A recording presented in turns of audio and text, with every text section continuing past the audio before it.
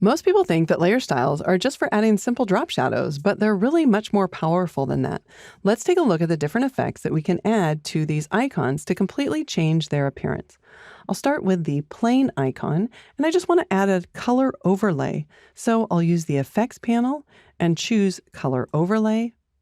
Then we can click in the swatch area, and I've got my only web colors showing. That's all right. I'll just pick a nice blue color in order to fill in that icon. Now, in order to add a little bit of depth, I'll go ahead and add an inner shadow, and I'll increase the opacity a little bit to make it a little bit more defined, and also add a little bit more to the size. So you might not be creating an icon exactly like this, but maybe you're creating a button and you need to create multiple states. This is a great way to do it because you have one state that might show the color overlay and another state that might show the inner shadow. All right, I'll apply that, and let's move to the next icon of the car. Again, I'll select my effects icon from the bottom of the layers panel, and this time we'll start with a bevel and emboss effect. I'll move the layer style out of the way, and I can choose from the different types of bevels. In this case, I'll select an outer bevel.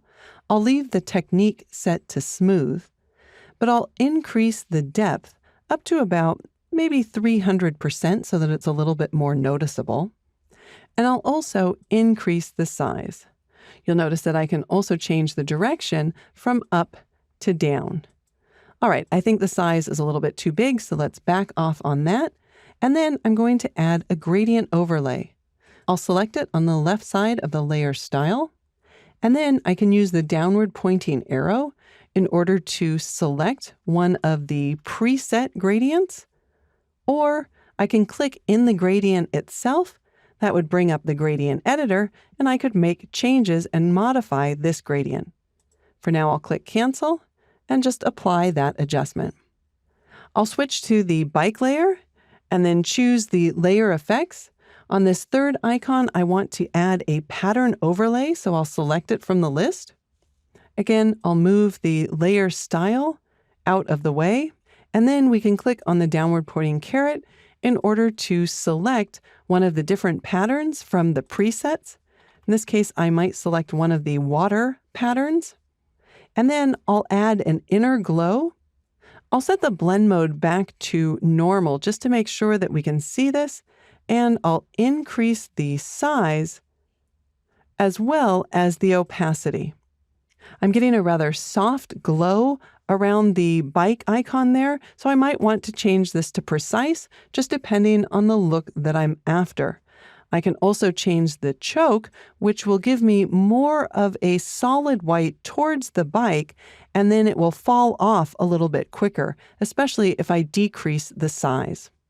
All right, I'll select the fourth icon here, and once again, we'll return to the effects, selecting that same gradient overlay that we applied in the top right icon.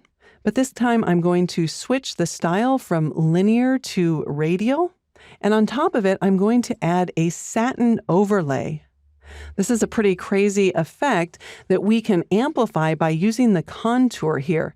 So as I select these different contours, we get kind of this organic looking shape that's kind of tracing the contours of the people there.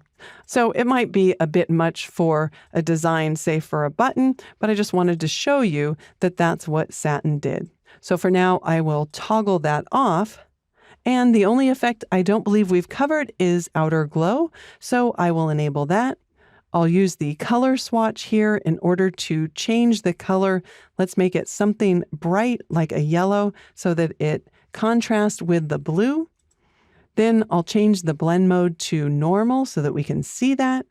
I'll increase the opacity as well as the size, and I'll increase the spread a bit and change it from softer to precise. Oh, that is creepy.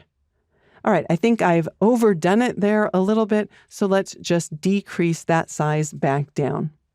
Okay, I'll click OK, and then there's just one last thing I want to show you, and that is if I zoom out a bit using Command-, all of these effects are using the same global light. And I'm just going to add a drop shadow really quickly, maybe to this first icon here. I'll use the effects and then add a drop shadow, and I'll just reposition that. And we can watch those two icons across the top. As I reposition the drop shadow, you'll notice that not only the drop shadow, but also the bevel and emboss are changing. And that's because I've chosen to use the global light.